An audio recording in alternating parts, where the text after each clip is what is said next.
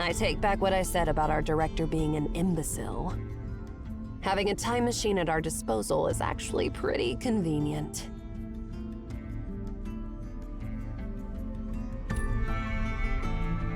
Well, it depends on how you interpret what I'm saying. What? Finally done dealing with me? The former #1 director candidate?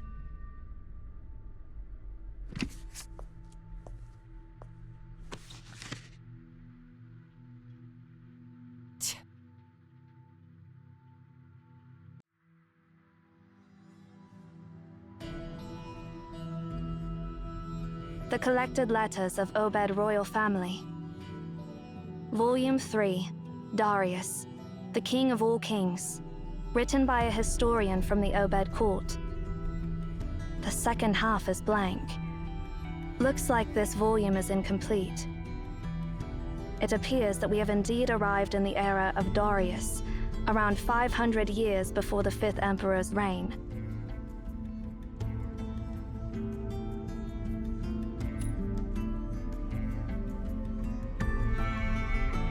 That Emeon we encountered mentioned that Darius was the one who first brought Aten from Memphis to Obed. Sarvis also mentioned that Darius was the first ruler of Obed to harness the power of the sun. I see. The fact that the Japheth soldiers didn't know the command to activate a 10 suggests that it had already been lost by their time. Compared to the era of Japheth, the era of Darius was closer to the era of Aten, which means Darius is more likely to know the command to activate Aten. Besides, there's something else that concerns me. The giant we just encountered. Actually, we might have encountered it once before. Back in our time, when you entered the Tower of Babel and activated the dormant beacon, we came across something very similar, Sia.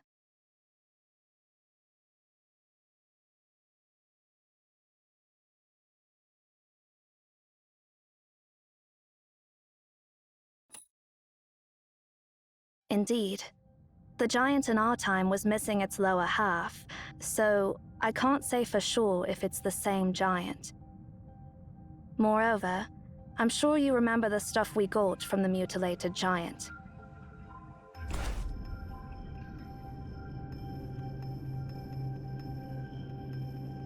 According to Master Ninsar, it belonged to Darius.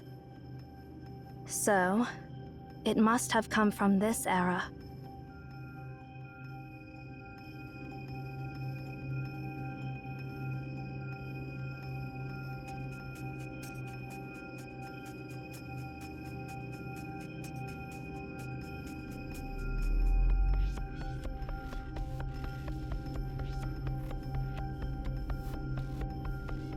Sorry for interrupting your discussion, but that was the first time I saw that huge guy.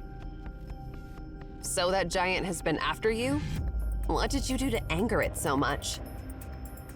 We didn't do anything.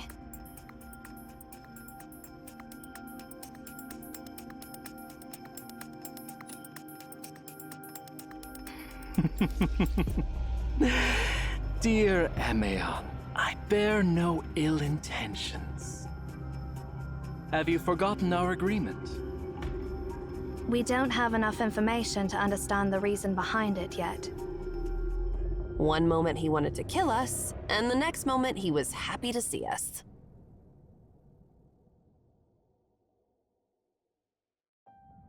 Just to confirm, when we met Sarvis for the second time, it was a month after our first encounter, right?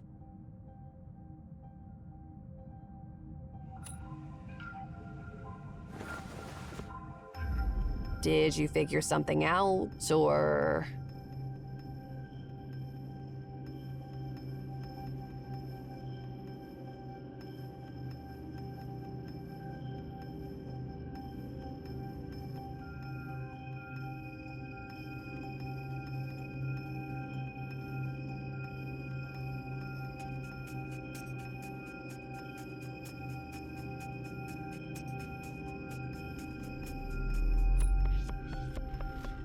I'm afraid so. Sarvis didn't have a clue about a 10's activation during our first encounter, but in the second encounter, he mentioned that they had somehow appeased the wrath of the god of the sun. So during that month, a 10 must have been reactivated and turned into the star of Ephrathah. Sarvis also said that we delivered divine words and saved the world from destruction. It means that we were the ones who helped deactivate a 10, extinguishing the star of Ephrathah.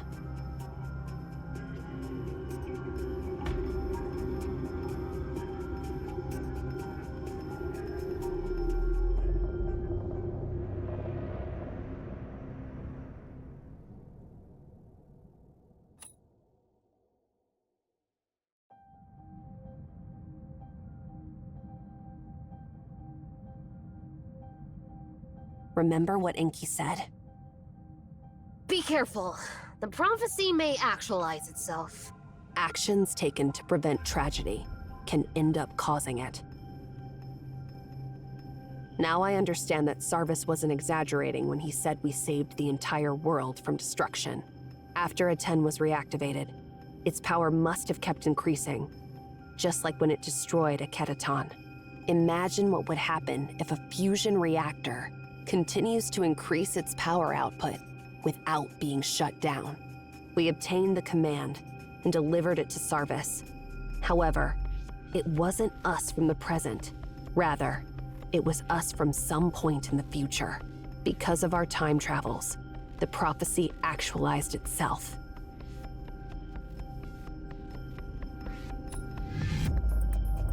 Sure.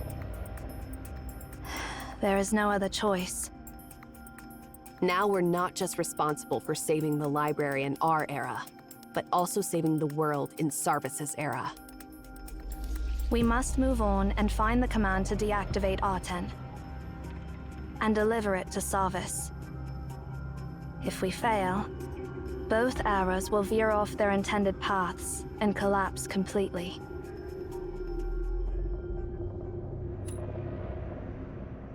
I'm not going to answer that. There are a bunch of geezers in Emaon who specialize in time paradoxes. I've never paid attention to their lectures. All I know is that it would be very, very, very bad.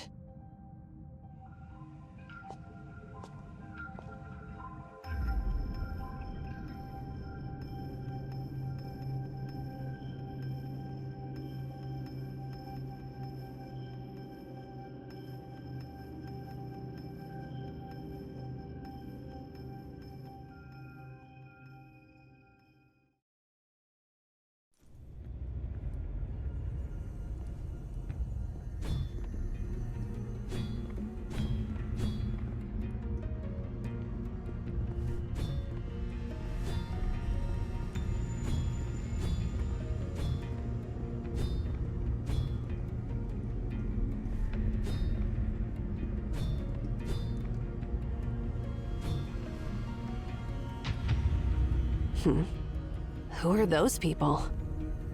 Judging by their attire, they must be the Immortal Army, Darius's Praetorians.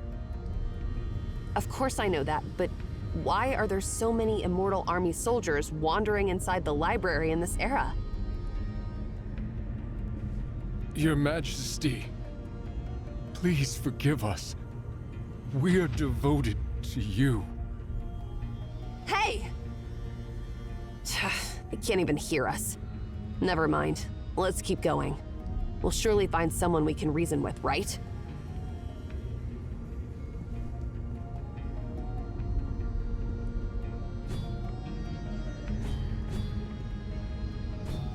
Those who betray His Majesty will pay with their lives. In the mighty name of Darius, the King of all kings.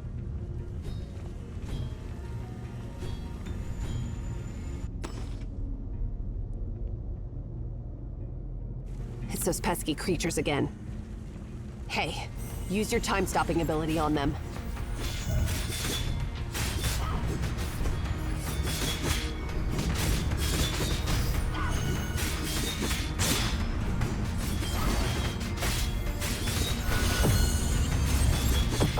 Let's be a bit more serious.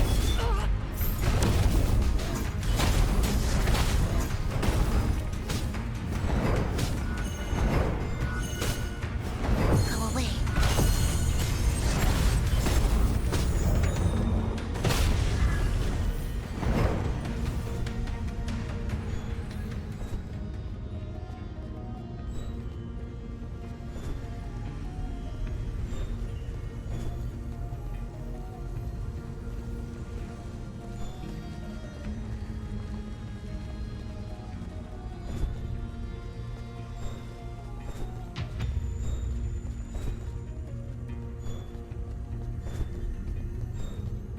Halt!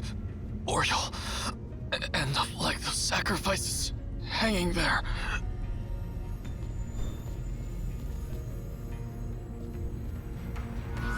Go away.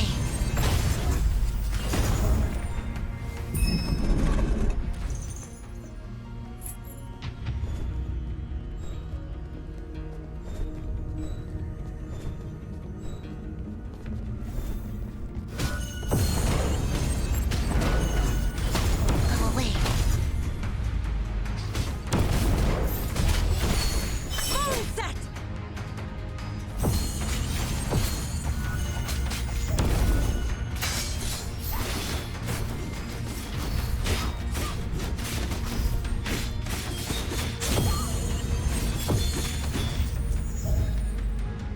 This era.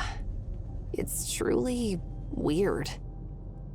Obviously, those immortal army soldiers have been wandering around inside the library for quite some time. Otherwise, they wouldn't be so worn out. What exactly happened?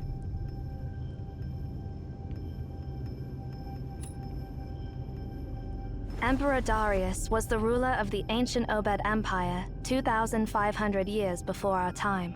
He was one of the most renowned rulers in Obed's history. Unlike the Obed Empire under the 5th Emperor's rule, Obed during Darius's reign was the most powerful empire in the world. Towards the end of his reign, though, Emperor Darius inexplicably shifted his focus away from governing the empire, leading to a rapid decline of Obed. The records about Emaon are not detailed, as their leader Pythagoras mysteriously vanished without a trace one day. Emaon's historical records are all but blank during this era. There are simply too many coincidences happening in this era. We need to be extra cautious.